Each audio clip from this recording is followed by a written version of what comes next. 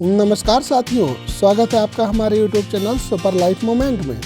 दोस्तों, आज चलते हैं प्रयागराज। ये प्रयागराज रेलवे स्टेशन से हम आ चुके हैं बैंक रोड पर, और यहाँ पर बैंक रोड पर आप देख सकते हैं चारों ओर इस समय काफ़ी चहल पहल है। लगातार यहाँ पर वाहन के आने जाने का सिलसिला जारी है। यहाँ से कुछ कदम मैंने पैदल चलकर देखा। पैदल चलते हुए मुझे ये एक बिल्डिंग भी देखने को मिली। यहाँ पर चारों ओर अच्छी खासी भीड़ भाड़ थी। आने जाने वालों का तांता लगा हुआ था, और इस तरह से हम पहुँचे स्वराज विद्यापीठ के सामने।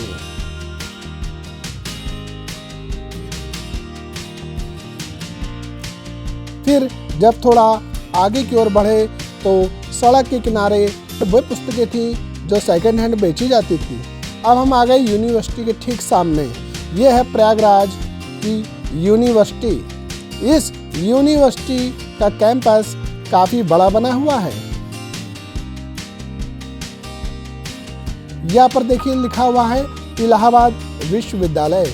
यह आपको चमकीला बोर्ड दिखाई दे रहा होगा।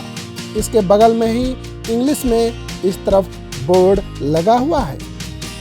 जब हम यहाँ से आगे की तरफ बढ़े तो देखा यूनिवर्सिटी कैंपस काफ़ी बड़ा बना हुआ था।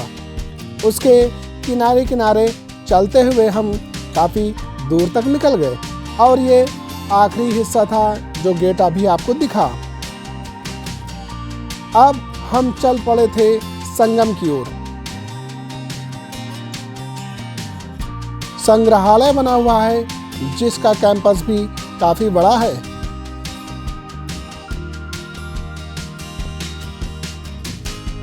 ये आप देख सकते हैं। और अब हम संगम की ओर बढ़ते जा रहे थे। बीच में न जाने कितने चौराहे और न जाने कितने पार्क हमें रास्ते में दिखाई दिए।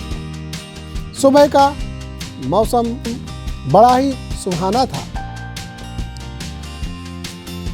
सुबह की पावन बेला पर कुछ लोग टहलने निकल पड़े थे, तो कुछ अपने काम से घरों से बाहर निकल पड़े थे। लेकिन सड़कें सूनी ना थी। सड़कों पर वाहनों की चहल पहल शुरू हो चुकी थी। हम लगातार संगम की ओर बढ़ते जा रहे थे। संगम की ओर बढ़ते हुए में रास्ते में कई व्यूज़ देखने को मिले, और हम उन व्यूज़ का आनंद लेते हुए लगातार बढ़ते चले जा रहे थे। जैसे जैसे हम आगे की ओर बढ़े वैसे वैसे हमें कुछ और चहल पहल दिखाई दी। धीरे धीरे हल्का हल्का उजाला होता जा रहा था, और अब हम संगम परिसर यानी जो चुंगी के बाद का हिस्सा है वहाँ प्रवेश कर चुके थे। दोनों ओर जो ग्राउंड अभी आपने देखा वो कुंभ के मेले के समय भरा रहता है, और ये है पुलिस चौकी संगम की, जहाँ हम पहुँच चुके हैं। ये सामने आपको बोर्ड दिख रहा है, संगम जाने के लिए सीधा रास्ता बता रहा है। यहाँ पर कुछ मंदिर भी बने हुए हैं। ये चौराहा बना हुआ है। सीधे आप चले जाएंगे तो गंगा नदी के तट पर पहुँचेंगे, लेकिन हम दाएं मुड़कर पहुँचे किले के पास। ये किले की दीवारें आपको दूर से दिख रही होंगी। ये अकबर के शासनकाल में बना हुआ किला है। उसकी दीवारें दूर से ही दिखाई दे रही हैं। और लीजिए, अब हम लोग लगभग इस किले की दीवार के पास पहुंच चुके थे, और यहीं से कुछ नावें भी मिलती हैं जो हम लोगों को सीधे संगम पर ले जाती हैं, जहां पर तीनों नदियों का मिलन है, गंगा, यमुना और सरस्वती। ऐसा माना जाता है कि सरस्वती नदी अंडरग्राउंड यानी कि नीचे से ही आकर मिली हुई है। यहाँ चारों ओर का नज़ारा बहुत ही सुंदर था। सूर्योदय धीरे धीरे हो रहा था। चारों ओर भक्तजनों की भीड़ लग चुकी थी। यह प्रयागराज नगर निगम का बोर्ड लगा हुआ है। नाव वाले पर्यटकों को बैठालकर चल दिए और हम भी एक नाव में सवार हो चुके थे।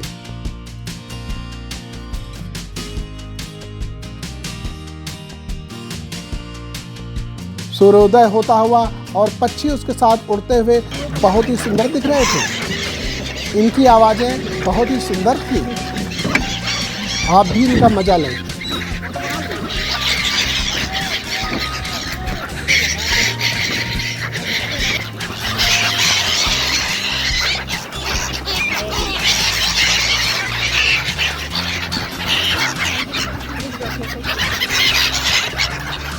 ऐसा माना जाता है कि ये पक्षी साइबेरियन पक्षी हैं, जो कि साइबेरिया से उड़कर सर्दियों के समय यहाँ पर आ जाते हैं और सर्दियों भर यहीं पर रहते हैं। एक पक्षी तो हमारे सर के ऊपर ही आकर बैठ गया। बड़ा ही अद्भुत दृश्य था। ऐसा लग रहा था मानो हम किसी पेंट की सीनरी के अंदर प्रवेश कर गए हों। दो पक्षी किस तरह से हमारे सर के ऊपर पंख फड़फड़ा रहे थे, मानो कह रहे हो कि स्वागत है आपका इस संगम में। वो सामने आपको दूर झंडे दिखाई दे रहे हैं। यहीं पर संगम है, अर्थात नदियों का मिलन होता है। सूर्य अपने रास्ते चलता हुआ धीरे धीरे ऊपर की ओर उठता जा रहा था और हम धीरे धीरे लगभग संगम तक पहुंच चुके थे। यहाँ पर कुछ नावों में संगम का जल भरने के लिए पीपे भी बिक रहे थे। आगे बढ़े तो वैसे ही हमको वह नाव पास दिखने लगी, जो कि वहीं पर लंगर डाल के रुकी हुई थी और आने जाने वाले यात्रियों को स्नान करवाती थी। अब हम उस नाव से उतरकर उस बड़ी सी नाव पर जा चुके थे, जहां पर हमें स्नान करना था। और यहां पर देखा तो दूर दूर से लोग यहां पर स्नान करने आते हैं। स्नान करते ही सभी भक्त अपने अपने मनोकामनाएं पूरी करने हेतु प्रार्थना करते हैं। यही है वो संगम, जहां पर आप स्पष्ट दो नदियों का जल अलग अलग देख सकते हैं। गंगा नदी का जल हल्का सा पीला पीला, यानी कि उसमें बालू मिट्टी मिली होती है, और जबकि यमुना नदी का कलर हल्का हरा, हल्का नीला सा दिखाई देता है। स्पष्ट दोनों नदियां यहाँ पर मिलती हुई प्रतीत होती हैं। बड़ा ही अद्भुत दृश्य है। ये दूर आपको एक वीआईपी बोट दिख रही होगी, जहाँ पर वीआईपी लोगों को, फैमिली को बैठाल कर यहाँ संगम तक लाया जाता है। अब हम लोग यहाँ से वापस चल पड़े थे अपने तट की ओर, और दूर से ही हमें किला दिखाई देने लगा था। और ये वही बोर्ड वाली नाव थी जो नदी में पड़े हुए कूड़े कचरे को साफ करती है। इसे भी देखने का मौका मिला। न जाने कितने यात्री अब संगम की ओर जा रहे थे, जबकि हमारी वापसी का टाइम था और हम वापस संगम के तट से होते हुए अब किले की दीवार के पास आ रहे थे। और साइबेरियन पक्षी तो इतने अच्छे लग रहे थे कि उनकी आवाज़ें कह रही हो कि ना जाओ, यहीं पर रुको। लेकिन समय की भी अपनी सीमा होती है, और यहाँ से होते हुए वापस हम लोग लगभग किनारे की तरफ आ चुके थे।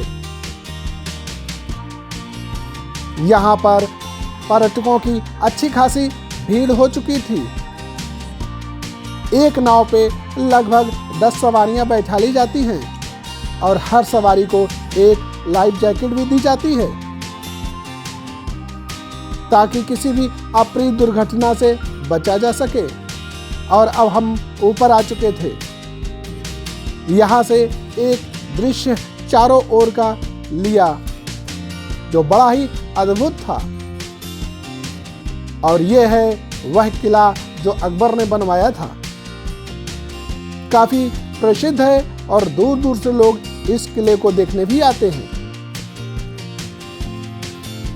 संगम पर आने वाले व्यक्ति इस किले तक अवश्य पहुंचते हैं।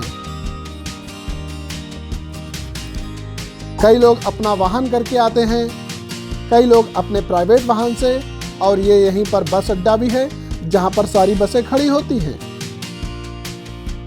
किले में प्रवेश द्वार पर कुछ निर्माण कार्य चल रहा है, जिसकी वजह से अभी यहाँ कुछ उथल पुथल सी दिखाई दे रही है। ये पुलिस चौकी है अक्षय वट की। यहाँ पर एक अक्षय वट भी लगा हुआ है, जो कि इस किले के अंदर प्रवेश करके आसानी से देखा जा सकता है। हम धीरे धीरे आगे की ओर बढ़ते जा रहे थे और आगे से आती हुई बसें भी दिखी।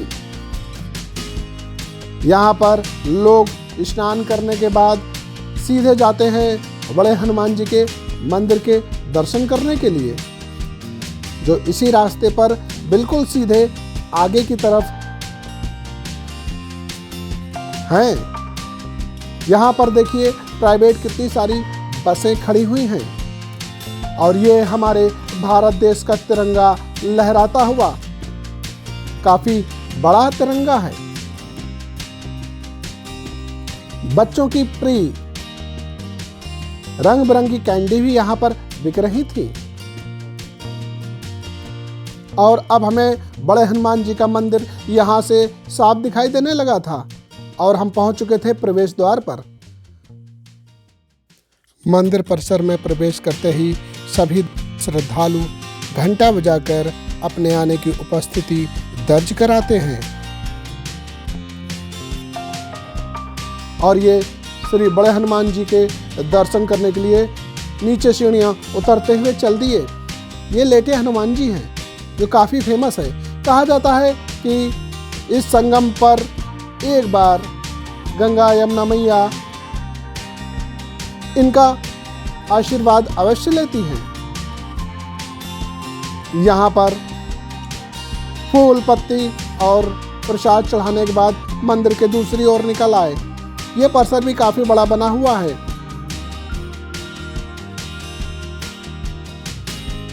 चले अब राम जानकी मंदिर की ओर।